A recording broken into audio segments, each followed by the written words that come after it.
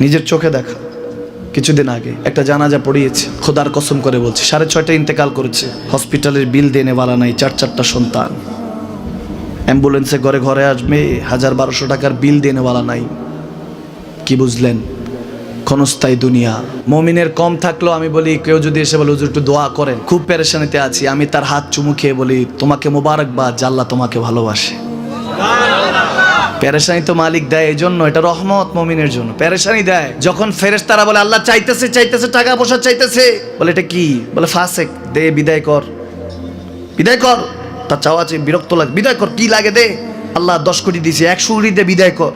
মুমিন যখন চাইতে থাকে আল্লাহ আমাকে কিছু লাগবে, যখন একটু করে চায় আমার মাটাকে সুস্থ করে দাও, বাবাটাকে আল্লাহ আমার স্ত্রীকে, আমার আমাকে একটু তৌফিক দাও, চাইতে থাকে মুমিন। আল্লাহ বলে যখন ফেরেশতারা দেখে মুমিন চাচ্ছে, দেরি করতে পারে না, তাড়াতাড়ি খাজানা নিয়ে দিতে নেবে, আল্লাহ বলে রাখোস না, এত তাড়াহুড়া কিসের?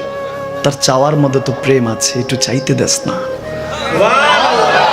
থাকুক না মুমিন আর একটু পেরেশান, থাকুক না, থাকতে দেস না, একটু থাক, একটু থাক। পেরেশানিতে রেখে আল্লাহ মজা নেয়, মহব্বত নেয়, মুমিনের অন্তর থেকে খুশবু নেয়। আল্লাহর বড় মায়া। মুমিন যখন চায় আল্লাহ তখন মায়ার নজর নিয়ে তাকায়, হায় হায় আমার বান্দা, সুবহানাল্লাহ।